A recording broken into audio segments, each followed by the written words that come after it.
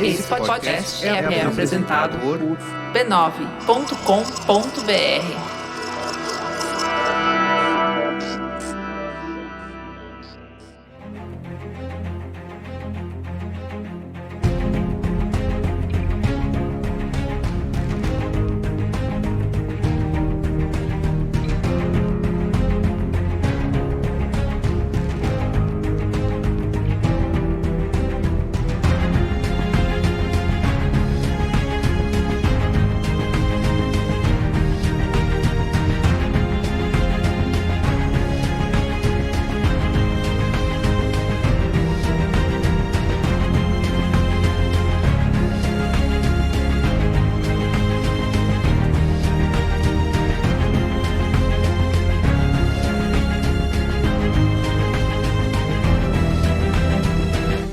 Eu sou o Carlos Merigo, esse é o Cinemático número 359. Estou aqui com Bia Fiorotto. E aí, Bia, tudo bem? Tudo bem. E também de volta aqui ao Cinemático, Gabriel Suquita da galera. E aí, Suki, como vai? E aí, galerinha, tudo bem? Você que essa semana tá atendendo pela alcunha de Barbie Trambiqueira, né? Exatamente, eu tô nessa vibe bem Barbie. É a semana da Barbie, não tem jeito. Já fica o convite, Suki, pra quando lançar o filme da Barbie, você estar aqui de volta no Cinemático pra falar do filme. Com certeza. Eu vou até fazer um mestrado pra participar desse episódio. Caralho, que delícia, vai dar tempo, fica tranquilo. Muito bem, mas a pauta de hoje não é sobre Barbie, né? Estamos falando de Barbie porque saiu o trailer essa semana, teve meme. Teve pôster viral. Pôster viral, exatamente. Pôster viral, verdade. Então, Barbie acontecendo aí. Mas a pauta desse cinemático de hoje é Tetris, né? O filme que estreou agora no dia 31 de março no Apple TV Plus. É verdade. Baseado numa história em fatos reais, da criação e distribuição e direitos e coisas jurídicas de um jogo. Muito bem. Achei muito bom que tem uma cena super tensa que é uma espera de um fax. Quem poderia imaginar, né? Pelo amor de Deus. Um filme feito pro departamento jurídico. Olha lá, nossa vida é emocionante também. Olha lá como é que não é. Isso. Muito bem, ó. Então é isso, mas antes, como sempre aqui pedindo, né? A gente poderia estar roubando, mas queremos pedir que você siga @cinemáticopod nas redes sociais, no Instagram, no Twitter, no Letterboxd, para você não perder as novidades aqui do podcast. E, aliás, temos mensagens super fofas chegando lá no nosso Instagram, né? Ouvintes descobrindo o programa. E continue, tá? É verdade, né? A gente recebeu umas DMs esses dias de pessoas que passaram a pensar em filmes de outro jeito depois de ouvir a gente. Que ao mesmo tempo é desculpa, mas também de nada. Vai ser mais legal. Muito bem. E por último, mas não menos importante, assine o Cinemático lá no catarse.me/cinemático ou diretamente pelo aplicativo do Apple Podcasts para você ter acesso antecipado a episódios aqui do podcast, tá?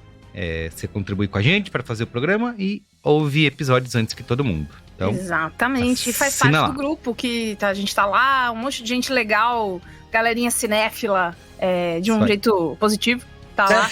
Era isso que eu ia falar. Eu não sei se isso foi um argumento bom, né? Pô, galerinha cinéfila. Não, pera. Galera cinéfila no recorte positivo da coisa. Cinéfilos positivos. Pra gente poder conversar sobre filmes, séries, produções culturais em geral. E tudo mais. Muito bem. Vamos para a pauta? Vamos! It was the most beautiful thing I'd ever seen. I played for 5 minutes. I still see falling blocks in my dreams. It's poetry, art and math all working in magical synchronicity. It's the perfect game. Tetris? Tetris. Tetris. Tetris. Tetris. I don't get it. It's a combination of tetra, Greek for four, and tennis. Tennis. The Russian inventor, he likes tennis. Hazel, Vip. This game isn't just addictive, it stays with you. This is a once-in-a-lifetime opportunity. Muito bem, Tetris, dirigido aí pelo John S. Baird, que é um diretor escocês de 50 anos de idade. Eu não assisti nada dele até hoje. Eu tava vendo aqui, Bia Fiorotto fez muito bem aqui a pauta. Muito obrigada, Carlinhos. Uma mulher insistentemente alfabetizada, lendo e escrevendo como se não houvesse amanhã. Lê e escreve. Ele fez um filme que é até bem cotado, né, com o nosso amigo James McAvoy. Isso, mas que é até o hoje Filth. eu não... Filth. Eu também não vi Filth. É Filth. Você viu, Suki? Filth? Também não vi, não. Tá Então, disponível no Telecine, então. o pessoal é isso, viu, vai gente? ter que, né, pensar e tal. Mas eu sei que Filth ficou conhecido também porque ele é uma adaptação de um livro que é do mesmo cara que escreveu o Trainspotting, o legal, Irving pô. Welsh. Então tem esse pique diferente. E foi muito bem Entendi. recebido. Tem o James McAvoy, como o Merigo disse. E ele também dirigiu o filme do Gordo e o Magro, que é Stan and Ollie, que é um filme que foi... Eu tava lendo umas críticas, ele é tido como um filme de carinho, sabe? Pra Sei. essa dupla, então é Mas é legal. também passou meio batido, assim, né? É que a gente não sei. Gordo e o Magro até que foi meio grande no Brasil, mas Foi. 2018 já não mais, né? Foi. 18? Tem essa questão aí. 18? Muito bem. Então, a gente não viu nada, ninguém aqui viu nada do diretor, mas A gente confiou. mas ele fez. A gente confiou. ele fez. Ele fez. Confia. A gente confia. Muito bem. O que mais, Bia Fiorotto? Ah, não, mas é que eu acho que pra falar desse diretor tem uma coisa que é divertida, que ele é formado em ciência política e ele é esse cara, Olha só. Merigo, que fica mandando print do Twitter no grupo do WhatsApp, que quer ver... Não que eu esteja falando do Merigo de maneira alguma, longe de mim. Ai, Mas, meu Deus. mas ele se interessou muito pelo roteiro por conta do contexto político da coisa. Ele achou divertido ver todas as tomadas de decisão do Hank, né, que é o protagonista, mergulhado nessa história da Guerra Fria. E aí ele falou, pô, tá aí, hein? Um filmão de Guerra Fria, como é que eu não vou fazer? Vou fazer. Foi lá e fez. Justo. Muito bem. E o roteirista aí, o Noah Pink, ele fez aquela série do National Geographic, né, Genius. Uhum. Eu tô com essa série um tempão pra assistir, né? Cada temporada conta a história de uma figura biográfica. Genius é aquela coisa que fica, nossa, tem que ver, hein? E aí... Isso, tá na minha mas nunca lista vi. também. E aí você vai ver The Office, né? Isso. Safado. Isso, totalmente. Vai ver, não, pô, tem que ver. Como assim? Que é isso? Eu tenho certeza que isso já aconteceu dessa forma que você descreveu comigo. Vamos lá, vamos ver o episódio de Genius aqui. Aí, de repente, tá lá vendo The Office. Como é que eu fui parar Pela no milésima episódio vez. que o Michael tenta ser jogada do prédio? Né? Pois é. Mas o Noah Pink, que é esse roteirista, ele... Assim como no episódio de Cocaine Bear, né, que foi a história do roteiro, é que a pessoa fixou na história e quis fazer um roteiro, mesma coisa. Noah Pink ficou sabendo da história da criação e popularização do Tetris e falou, mas eu vou fazer roteiro sim. Ele fez o pitch para algumas pessoas, para algumas produtoras, e o pessoal falou... vamos ver. Você não quer ver The Office? The Office, não é uma coisa mais The Office. E ele resolveu fazer mesmo assim, escreveu tudo. E aí foi muito bom. Porque eu encontrei uma entrevista dele, ele é canadense, e eu encontrei uma entrevista dele em algo que parece ser o Correio Canadense. Uau. Que é muito, Sei. que é muito, tipo, muito feliz que ele é canadense e tá fazendo sucesso. Aí eles ficam assim, É o Zero "Uau." Hora do Canadá. E ele? Isso, é o amarelinho do Canadá. E aí ele escreve assim, ele... Inclusive, escreveu o roteiro inteiro, sabe aonde? Num café lá em Toronto. Tô falando. Muito orgulhosos, muito orgulhosos. Eu achei muito bonitinho. Muito bem. E o filme, como a gente falou, é baseado numa história em fatos reais, né? No final da década de 80 ali, quando o Tetris começa a se transformar num dos jogos mais populares do mundo. Fim na década de 90 não, de 80. De 80, exatamente. Só que ele vai até o final ali. Isso, só que ele foi inventado, né, por um russo, Alexei Pajitnov. E aí o Hank Rogers, que é o nosso personagem aqui, interpretado pelo Taron Egerton, descobre e quer tentar ter os direitos de distribuir o jogo no resto do mundo e ganhar dinheiro com isso, né? Assim, como um bom capitalista, ele vê a oportunidade de... O nosso herói, o herói do nosso filme é isso. O nosso herói, vírgula, o capitalista, vírgula. Isso. Ele, O que ele quer é ser rico. É só isso o mérito dele, né?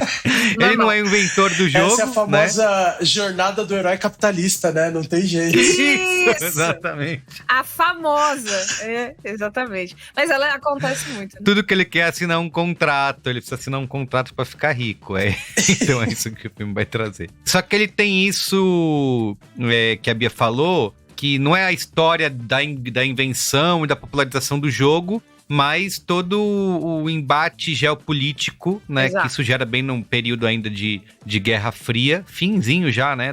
Da Guerra Fria, de Estados Unidos versus União Soviética ali, de quem vai ganhar dinheiro com isso, quem não vai. Tem toda a brincadeira lá de como que é derrotar os americanos no jogo deles, né? Isso. Que é o capitalismo. Vamos chegar lá, né? Isso, mas exatamente.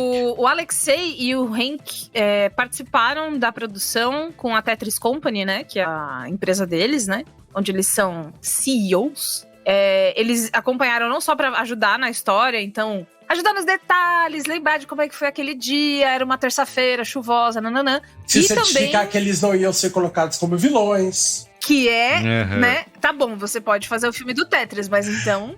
Me bota em alta escala aí. Bota que um negócio cara vai ser bonito bom. aí pra me interpretar, essas coisas, né? Cadê o menino que fez o Elton John? Bota ele aí. Isso, bota ele aí. exatamente.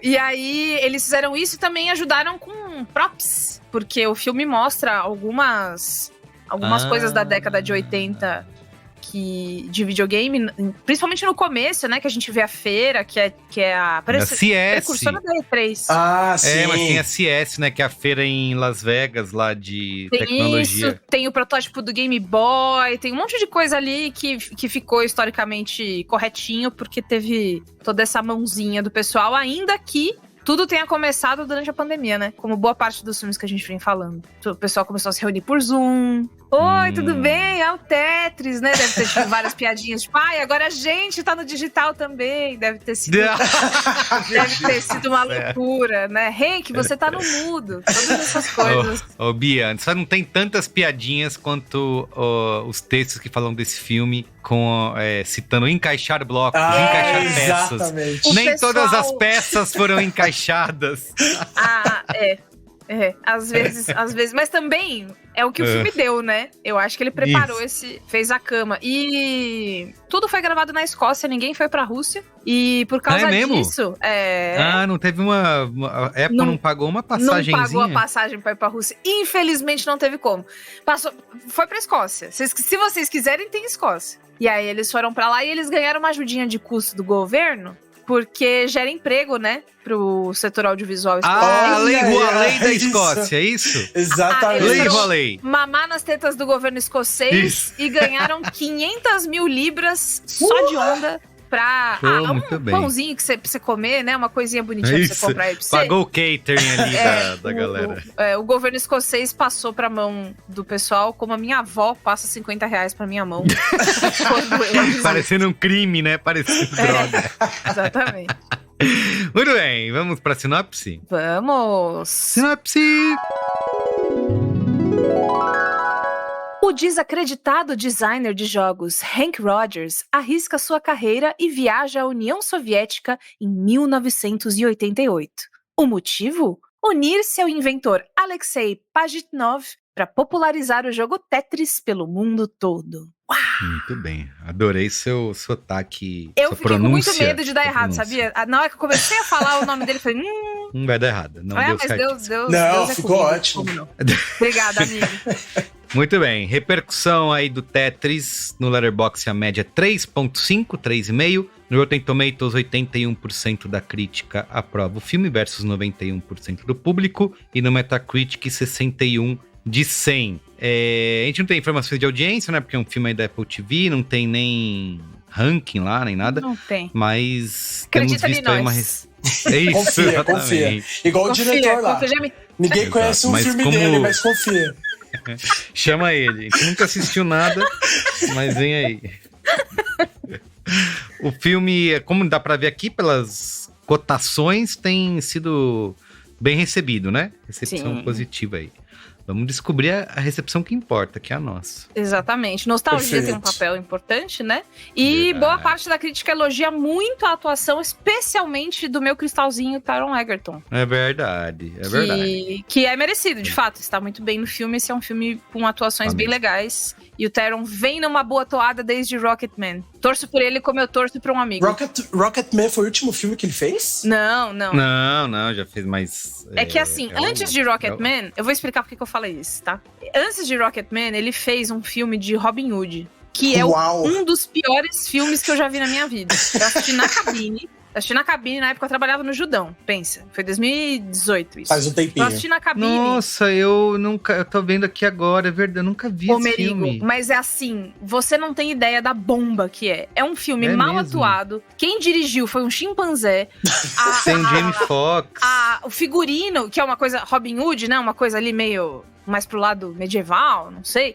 Isso. O figurino parece camisaria... Oh, meu Deus do céu, eu vou queimar uma ponta aqui, mas é que vocês vão ter que entender. Camisaria do Dalina, tá ligado? Com as iniciais, assim. Com as coisas assim... Que é tipo, gente, mas isso aí vocês compraram na C&A, o que é isso? É um filme muito ruim em todos os sentidos. Já foram duas pontes queimadas. C&A também. Isso. Desculpa. Mas é que assim, o que eu quero dizer com isso é que é uma coisa moderna, entendeu? Não é uma roupa que parece de época. É tipo, parece que a roupa pode crer. E ali no mercado, entendeu? E é feio, a trilha sonora é desesperadora, a atuação, tipo, alguém saiu da sala e eles continuaram rodando o filme. Olha... E eu saí indignada, eu escrevi uma resenha terrível. E como boa cabine, pessoal, pra quem não lembra ou não sabe, cabine é quando a distribuidora passa o filme antes de estrear para os jornalistas poderem escrever as resenhas e tal. E às vezes a gente ganha brinde, né? E existe uma coisa que quanto mais brinde, pior é. E verdade. Olha aí. Ganhei mochila, ganhei caderno, ganhei pôster, ganhei convite pra pré-estreia. Não tô brincando, ganhei caneta. Sacochila? Ah, não, essa foi mochila. Sacochila é um clássico, né? Squeeze. Garrafa squeeze. Garrafinha não tava na moda na época, infelizmente. Poderia ter pelo menos usado. Mas enfim, depois desse desastre, o Taron Egerton deve ter se olhado no espelho, né? E aí, tipo, cadê minha guerreira? O que é isso? Aceitando esse tipo de papel. E ele fez coisas incríveis depois e ficou tudo bem. Quem vai começar? Sukita ou Bia? Então eu começo. Suki. Cara, eu acho que o meu review é bom filme pra quando você quer assistir uma coisa que parece cabeçuda, mas não é tanto. Entendeu? Eu acho que, assim, eu acho que tem uma certa pretensão, mas não o suficiente pra você se decepcionar com ele. Então eu acho que é uma pretensão na medida certa. E eu fiquei com medo, por causa dos trailers um pouco, de ser tipo assim, essa aqui é a rede social, só que do Tetris. É a rede social do Tetris. E não é. Não é, assim, ele tem um pouquinho dessa vibe, mais ou menos, mas não o suficiente pra virar o filme que você fala, pô, caraca, tô suado de tanto que eu tive que pensar aqui. Tenso. Não, ele é levinho, ele é tranquilo. E penso que se ele fosse pro cinema, talvez ele fizesse um certo sucesso. Eu acho que ele é grande, ele é bem grande pra um filme de TV. Acho que ele é bem... assim, bem produzido. Acho que fazia muito tempo que eu não vi um filme de TV tão bem produzido. E acho que se ele fosse pro cinema, ele ia render bem. Verdade, mas a Apple pegou pra ela. Decidiu fazer direto. Nada contra. Tenho até amigos que são, né? Mas meu filho não vai ser streaming. Vai ser bem criado. Olha, eu falei no grupo que a gente tem, antes de vir pra cá, que eu vinha acadêmica hoje. Isso. O que acontece? Coincidentemente, hoje, no meu trabalho como produtora da Mikan, eu tava fazendo uma pesquisa sobre remakes. E eu encontrei uma pesquisadora da Universidade de Melbourne. Olha. O nome dela é Lauren Rose Warren. Ela tem doutorado, né? Em comunicação e outras coisas. E ela é uma mulher que estuda remake e o fenômeno cultural do remake. E quando ela tava falando, né, de por que existem os remakes de filme, de seriado e tal, ela fala de alguns aspectos que cobrem, e um deles, óbvio, nostalgia é uma coisa muito rentável, é muito, ainda mais pensando num público pagante, muito mais fácil você pagar pra ir lá ver um remake de uma coisa que você já viu, porque você já ama, você quer ter aquela sensação de novo e tal. Mas também ela fala um pouco sobre o rebrand, tipo, a revolução da marca daquela coisa,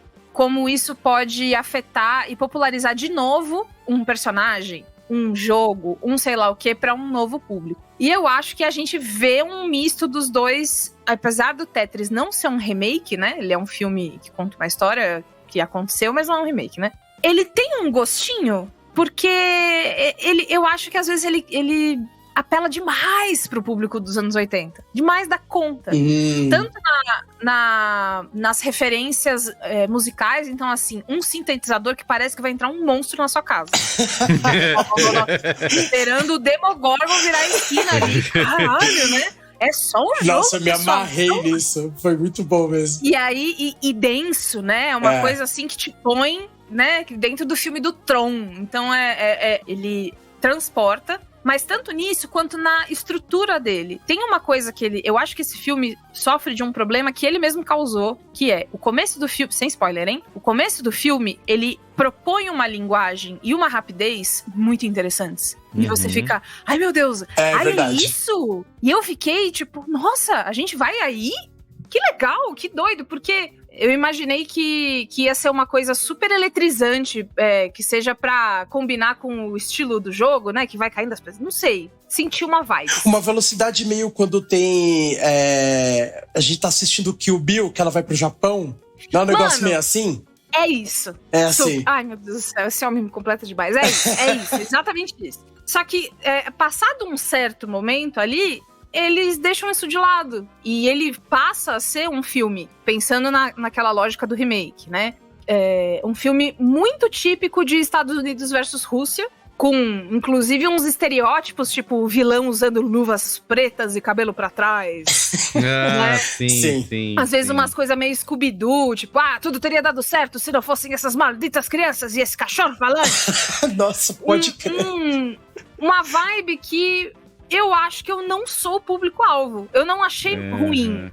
É que eu acho que não é pra mim, né? Lembrando que eu sou uma mulher nascida em 94. Sou muito... aquela, né, que também tá querendo se achar muito nova, né? Os 32. Ia falar isso. Mas, de fato, me perde, sabe? Então, tem vários elementos nesse filme que não comunicam nada pra mim. Então, só tem homem. Tem a atriz lá, a Little Miss Sunshine lá. Nossa, é ela? É ela, é a Pequena Miss Sunshine. Pode crer. E aí ela aparece ali, né? Então, enfim, ela tem um papel ali de aliada, né? Do Hank, num primeiro momento. Mas também não adiciona muita coisa. E eu tenho... Eu fico com uma certa resistência, porque me parece, às vezes, um pouco uma narrativa meio ultrapassada. Mesmo que a gente esteja falando de uma história que é legal, que não foi contada, que é legal contar, faz parte de... Existe, né, como o próprio diretor quis frisar, um contexto socioeconômico, político interessante, que adiciona uma camada a uma história que é só de um joguinho de... né, que marcou a vida das pessoas e tal. Mas, mesmo com tudo isso... Não senti que renovou a marca. Senti que teve essa história aí, vocês vão gostar, vocês sabem o que vocês são, vocês vão adorar, né? Tem uma hora, de novo, isso não é um spoiler, tá, gente? Isso é uma fala em que uma pessoa fala pra outra assim, eu não posso receber direitos sobre o jogo. Sobre o meu próprio jogo. E aí ela fala assim, isso é criminoso? E aí o russo responde, não, isso é o comunismo. Nossa, a fala é 100% essa. É 100% essa. E aí aqui em casa eu fiz assim... Ai, meu Deus. Ai, que coisa... E, além de ser uma coisa super ultrapassada, é piegas de um jeito que não é engraçado. Existem outras piadas sobre um jeito piegas que funcionam. Tipo, os russos, toda vez que eles recebem uma nova informação chocante, eles saem correndo da sala. Sim. E isso vira uma piada no filme, que é tipo, nossa, pra onde que vocês estão correndo? Isso é bom, isso funciona, isso é mais fresco. Mas tem umas besteiras que eu imagino que sejam, na verdade, um aceno pra pessoas que sentem falta desse tipo de narrativa, de tipo, olha, a gente ainda existe, né? Esse tipo de filme ainda pode ser feito e tal. Não é pra mim. Como o Suki falou, é super bem feito. Tem várias cenas ali que eu assisti e fiz tipo, caralho, que legal, né? Ah, imagina você fazer um filme desse, que legal, e depois você vê na tela e fala, poxa, ficou bem feito mesmo, que legal, que bom que a gente trabalhou bem. Competente, mas tem um público bastante específico que vai gostar muito mais, e talvez seja por isso que nem tenha ido ao cinema, sabe? Porque... Sim. Muito específico. Não é pra isso, é muito específico. Mas, se funcionou de alguma coisa, eu fiquei com vontade de jogar Tetris, realmente. Nossa, eu fiquei com muita vontade de jogar Tetris. Muita. Baixar o app. Eu tendo a concordar com vocês, e eu acho que o filme tem bastante... como é que é? Problema de tom, assim, né? Porque isso que a Bia falou é total verdade. Ele tem um começo muito forte, né? Muito potente, né, Bia? Esse começo. Esse começo atravessou todos os meus afetos de uma maneira. Não, todos os corpos. Todos. É pra todos. E aí o Fiuk olhando falando todos. Mas, e ele tem essa edição rápida, essas brincadeirinhas, essas referências aos videogames, né? A cena do Game Boy é super emocionante, porque eu não tinha visto o trailer, então eu não sabia que era o Game Boy que ia aparecer. Então, quando ele é mostrado ali, cara, eu quase chorei, porque eles fazem de um jeito... É muito foda, né? mesmo. Parece uma joia. Não é? Né? É muito foda, muito foda. Arrepia até. Exato, é isso aí. Caraca, que incrível pra onde esse filme tá indo. Mas quando ele chega nessa parte, né, de ser esse drama de gato e rato aí, de espionagem na União Soviética, eu acho que ele fica tão caricato, né? Com esses personagens, isso que a Bia falou, vilão de novela mesmo, né? E tanto que eu acho que o filme faz isso, que aquela linguagem que ele tinha trabalhado no começo é meio que deixada de lado. E depois, em determinado momento, ela vai aparecer de novo. Sim. E parece que é muito gratuito. Assim, a gente precisa botar aqui uma cena assim, só pra lembrar do que a gente tá falando. E só me lembrou do quanto que eu queria ter visto mais daquilo. Porque total. Me lembrou muito, dadas as devidas proporções, o Scott Pilgrim, que durante o filme brinca muito com a linguagem de videogame e abraça e assume que essa vai ser uma viagem muito divertida pra quem já jogou videogame. E vai de forma consistente, né? Mas ele dá uma dosada, né? Ele dá uma dosada, porque ele começa nessa fritação. E aí, depois, eles só passam a usar essa linguagem em momentos muito pontuais, assim, tipo, trocou de cidade, mudou de país, não sei o quê. Isso. Vira uma coisa muito pontual e um pouquinho no final depois, né? Mas assim, só pra poder dar uma agitada na cena ali. Né? Mas assim, no geral, eles começam de um jeito, né, muito acelerado e param e dão uma desacelerada boa no meio. E depois só no final que volta nessa pegada. E eu acho que tem o roteiro, ele é concebido de uma forma bastante repetitiva, né? Então você fica indo e voltando, às vezes, na mesma situação. E eu acho que esse final já dá uma cansada, assim, né? Já entendi, vocês estão nessa correria aí, e só que eu acho que é onde o filme se perde, assim. Eu acho que ele começa divertindo bem, mas ele se perde. E é engraçado, porque é o tipo de filme que eu adoro, né? É total feito pra mim, porque é videogame, conspiração corporativa, eu adoro essas histórias de empresas eu adoro história de empresa brigando, batalha tecnológica. Comunismo. Isso é comunismo. Isso é coisa que a gente vai gostar. Só que eu acho que essa disputa que o filme trava entre, eu vou ser mais uma comédia, eu vou trabalhar mais a tensão, né? Eu acho que é aí que ele me perde bastante, assim. Então, e essa caricatura dos personagens, pra mim, acho que é o que mais me incomoda e me faz, inclusive, ficar me questionando sobre o que é verdade ou não nessa história, né? O que realmente aconteceu. Porque ele pesa muito a mão em algumas situações e fala, não foi dessa... foi super romantizado. Jeito, né? Sim, total. Super romantizado. Tanto que eu vi o filme lá no South by, Você é muito jet setter, Carlinhos. Jet setter. Não tem como. Eles fizeram uma exibição lá, e até uma coisa que eu falei quando eu gravei, eu assisti 2 filmes lá, né? Além da série da Prime Video, que eu não terminei de ver ainda. Mas eu assisti 2 filmes, o John Wick e esse. E eu acho que tem uma coisa que acontece nesses lugares, onde tem muito fã, nerd e tal, que você acaba, às vezes, sendo contagiado pela animação do público, né? E esse filme também teve, não tanto quanto o John Wick, mas também teve muita gente comemorando, gritando, dando risada, torcendo e tal. Só que você sente que o filme dá uma queda, porque a galera já começa a se remexer na cadeira ali, porque você vê que o filme tá enrolando. E no final, teve uma sessão de entrevista lá com o diretor, o nosso amigo Taron, e os 2 manos aí, o Hank Real... O Hank real e o soviético Alexei, de verdade. E eu já tava imaginando que uma das primeiras perguntas que seriam feitas pra eles seria o que tá no filme é verdade, né? Total. E, cara... foi, acho que a primeira ou a segunda pergunta foi isso. Cara, e eles dão uma enrolada. Tanto que ele começa o Hank real, que é... Como que é o nome dele? Hank? É o Hank, né? É o Hank, é verdade. É o Hank real. É o Taron, que é o que faz Isso. que faz ele. Ele fala assim... Ele dá uma enrolada e ele fala... Faz uma brincadeira, eu tenho um contrato, assinei um NDA, que eu não posso contar o que é. E ele, assim, ele dá a entender que, cara, muito pouco do que tá no filme realmente é verdade, sabe? Você tem uma história que é boa, é uma boa história que tá no meio daquilo ali, de que essa disputa que gerou, mas o filme inventa muito, né, em cima dessa história. Tem cara de lorota, essa é a merda. Tem cara de lorota. É que tem muita coisa, tem muito detalhe que é muito exagero, você fica, cara, tá de sacanagem.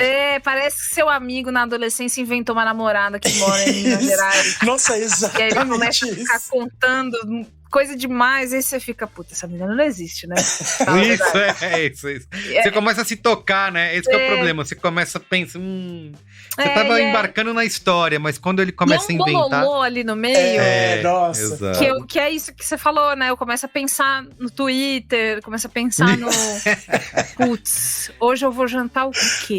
Né? E aí, o Coro lá comendo... E, na verdade, eu tive momentos em que eu voltei, porque eu distraí com a minha própria cabeça. Eu fiquei pensando em outra coisa, e peraí, eu perdi alguma coisa. E aí eu tive que voltar e tal. Mas mesmo que, ainda que eu não tivesse voltado, eu acho que ficou tão rocambolesco ali que... Fica. Que tudo bem eu perder. Fora o drama familiar, né, Bia? O drama familiar lá dá uma enchida de saco. Eu ia falar de isso novo. Spoiler, é meio de graça, né? Vamos Meio de graça. Vamos pros spoilers? Vamos. Spoiler! I am your father. A boy's best friend is his mother. What's in the fucking box? I see dead people. Damn you all to hell! Rosebud. Silent Breed is people! Fala aí, Bia. Então. Isso tem a ver com essa representação feminina muito ultrapassada que eu achei que tem no filme. E assim, pra começar, não é que eu acho que todo filme precisa ter uma protagonista mulher que vai lá e salva o dia. Não é bem por aí, eu não acho que seja assim. Mas é que também não precisa ser como era nos anos 80, sabe? Também não precisa ser que a mulher é... Pesando, né? A mulher pesando. Dona de casa. Ela não é dona de casa, né? Tem esse lance, mas... Ela trabalha pra ele, exatamente, né? Trabalha com ele. Não é explorado de maneira nenhuma essa parceria, que eu achei que no começo eles iam ser... Eles e o Alexei, né? Contra o mundo, e não foi o que rolou. Sim. E eu entendo que, poxa, mas é que a história real é essa, né? Ela não se envolveu tanto. Mas se você rocambolou tanto na história da Russos, exato. custa você me dar um pouquinho aqui? Então, ele tem esse lance da filha dele, a história do recital que ele resolve de uma maneira que, se é meu marido, meu irmão, Nossa, a gente vai conversar muito sério. Nossa. Você tá maluco, cara, de montar um negócio no meio da sala, pressionar a nossa filha desse jeito, sem pedir desculpa? Não, e a maneira que ele chega em casa depois e fala, foda-se essa porra desse recital. Não. Você fica, meu irmão, que isso, velho? A sua filha tá na sua frente, cara. E a menina, tadinha, sai chorando. Nessa cena final, inclusive, eu não sei se vocês perceberam, mas a segunda filha deles, a mais nova, nem aparece. É verdade. Botaram na gaveta. Nossa, eu tinha esquecido dela. Eles guardam, né? Deixa a menina no lá. armário. Hoje ela tava com bicho, Tá com a avó. não veio gravar. Quando ela ficou lá com a avó. E teve isso e que eu achei assim... Tipo, eu prefiro que não ponha. Se vai ser isso, não põe, porque isso foi muito mal resolvido. Virou um problema. Outro problema que vocês causaram sozinhos e foram ter que resolver. A pequena Miss Sunshine, que é uma outra pessoa ali, que é tipo assim, gente, ela é aliada, mas aí ela não é. Mas aí ela é, mas mais ou menos. Mas aí ela beija ele também. Mas aí tudo bem que ele não retribuiu. Mas aí, não sei o que, existiu uma confusão na construção dessa personagem, que no final, quando ela vai dar aquele último golpe de poder que ela tem e prende o vilão do Scooby-Doo, o Neila Torraca lá. Nossa, o Neila Torraca, exato. O Neila Torraca em vez do vampiro, né? Torraca. Exatamente. Eu gosto de poder, eu sou a lei. Tudo estaria dando certo, né? Na hora que ela vai fazer isso, ela tá chorando, né? E não existe, de maneira nenhuma, um jeito de interpretar isso que seja dado pelo filme. Tipo, ela tá chorando, ela foi xingada, ela foi chamada de prostituta ali, pelo cara, num contexto super... Mas, Bia, ela não é a pequena Miss Sunshine? Eu tô vendo aqui a... Não é? É uma russa. Mano, ela é igual a pequena Miss Sunshine. Não, é Sofia Lebedeva. Peraí. É uma russa. Miss Sunshine, atriz. Ao vivo, todos. Abigail Breslin. Não é essa menina. É quem? É Sofia Lebedeva. Sofia Lebedeva. Mas ela poderia ser a pequena Miss Sunshine russa. Eu quero convidar a audiência a pesquisar o nome das duas atrizes, porque eu achei mais uma vez aquelas coisas que tem duas Margot Robbie, duas Katy Perry, duas não sei o quê. A gente encontra duas pequenas Miss Sunshine. Eu gostei que você... Não, ela parece ela. É ela sim. É ela. Mas é muito igual. Não, é ela e o Neila Torraca. É igual. Exato. É igual. É mesmo, parece mesmo. Eu tô falando Neila Torraca, tá todo mundo rindo. Porque eu confundi a atriz? Nossa! Então, tá bom. Mas enfim, voltando. A ex-pequena Miss Sunshine, aquele choro dela, eu achei curioso, porque eu fiquei pensando assim, é porque ela tá feliz que ela finalmente vai se vingar dos abusos que ela sofre desse cara, mas também não estabeleceu de uma maneira assim... tão forte essa tensão pra que aquele choro dê vazão, né? A uma angústia. Essa parte drama aí. E aí, quando ela foi se emocionando, eu fui fazendo assim, mas ela vai chorar, gente? E aí que ela começou a se emocionar. Vai chorar? Vai chorar? Você não é assim, que é isso? Você é melhor que isso. Mas eu achei engraçado. E aí, eu acho que pra mim virou uma metáfora muito grande de tipo, a gente se perdeu, cara. Pessoal, fizemos o que pudemos. Eu espero que vocês fiquem felizes com o filme. É isso. Bom, eu vou te falar que em relação a ela, eu diria que só essa parte do final que me incomodou um pouco mais, assim, porque depois que tem aquela cena lá do hotel, que tipo assim, entraram no meu quarto, desarrumaram tudo, não sei o quê.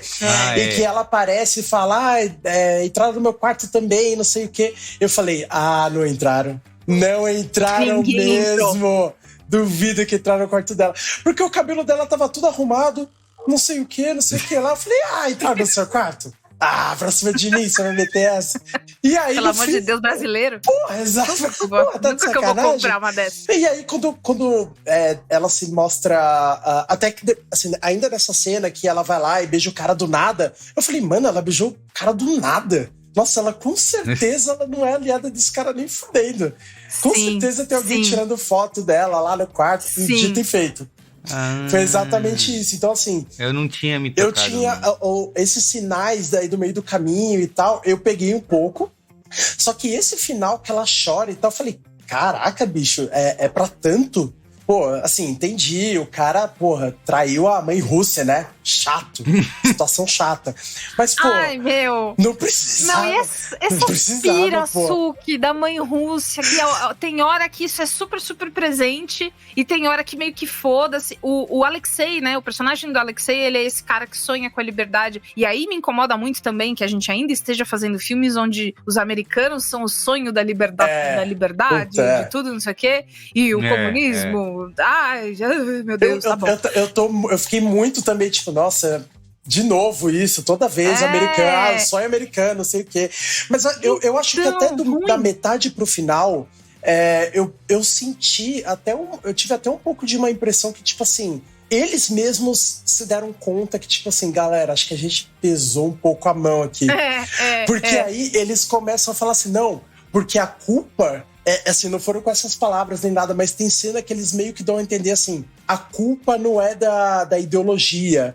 A culpa a culpa é dos homens, a culpa é dos homens que são egoístas. Imagine all the people, Suquita. Aí você fica, caraca, olha aí, várias culturas, não sei. Nossa, tipo, eu senti que do metade pro final eles ficam, tá, acho que a gente pesou legal.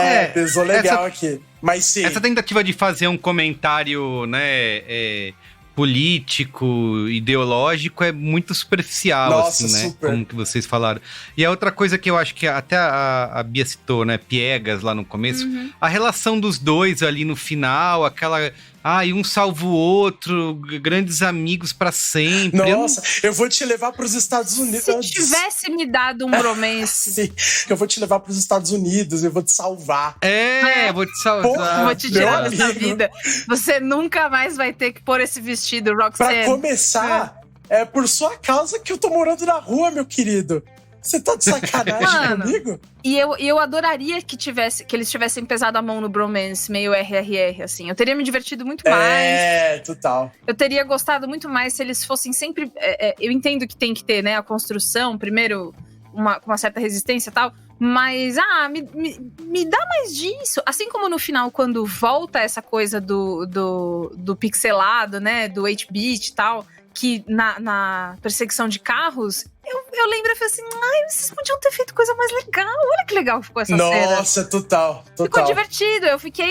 Eu voltei a prestar uma atenção no filme que eu não tava prestando tanto antes, porque, enfim, eu eventualmente ficava perdida também um pouco na história. Virou a loucura? Olha... O Suquita resumiu tudo no começo. Não é ruim, é super bem feito, mas é que... eu me diverti também, assim. Fica eu tô reclamando, tô reclamando mais do filme do que... eu tô reclamando, mas eu também curti real o filme, assim. Achei bem legal e tal, mas assim, não é... E eles estão atuando bem, vai. O pessoal, eles mandaram o Egerton, o Alexei, eles estão mandando super bem. Eles mandaram super bem. Eu acho que a questão é muito mais roteiro do que produção, acting, essas paradas todas. Total. Vamos dar notinhas? Vamos. 0 a 5 estrelinhas. Começa aí, Suki. Cara, eu acho que por toda essa questão aí de ficar colocando o filme todo, o comunismo é ruim, o capitalismo é bom, e depois eles voltarem atrás e falarem assim, não, galera, não é bem assim, o problema são os gananciosos. Aí, assim, e essa coisa do filme começar mega acelerado, você fala, porra, vamos lá, vamos que vamos, eles largarem de mão no meio, e no final eles pegarem e acelerarem tudo aquilo que eles não aceleraram durante o filme, também dá uma confundida legal. E eu acho que tem uma escolha de quem é bom e quem é mal, principalmente na questão dos empresários ali, que eles pegam, tipo, a galera que tá negociando os direitos, eles são super gananciosos e horríveis, mas a Nintendo, eles são de boa. Eles só querem os direitos pra fazer joguinhos legais. Eles são bonzinhos, eles dão risadinha quando você faz piadinha. Eles só se importam com a jogabilidade. Eles gostam muito do Mario. Eles tipo só assim, querem ver as crianças felizes, né? Tipo, a piadinha, porque eu gosto muito do Mario. Aí eu fiz a piada lá com o Donkey Kong, sei lá, o Luigi, um negócio assim. Aí eu falei, tá bom, entendi. Tem os empresários bons e os empresários ruins, saquei. Eu acho que por todo esse lance, eu daria uma nota 2. Só que a trilha sonora é muito foda. A trilha sonora me ganhou demais, é muito boa. A trilha é boa, assim, por mais legal. que tenha 4 As versões em japonês, em russo. Tem lá 4 divertido. versões de I Need a Hero. Uma em inglês, uma em japonês, uma russa. Sei lá, tem um monte de versão. Mas eu achei a trilha sonora boa, então eu vou dar 3 estrelinhas aí. E passou de ano fácil, tranquilo. Muito bem, eu vou seguir o relator aqui, vou de 3 estrelas também. E você, Bia? É 3 na cabeça. É 3! Pô, saiu bem demais. Unanimidade no 3 aqui. Tá isso ótimo. aí, A pô, média uma tá nota fácil. 3 sólida, Sólida. né? E tá de bom Temos tamanho. problemas a resolver, mas tá ótimo. Exato. Então é isso, gente. Fica por aqui o Cinemático de hoje. Um beijo pra vocês. Valeu, Bia. Valeu, Suki. Valeu, gente. Obrigada sempre. Até Até depois. mais. Tchau. Tchau, tchau.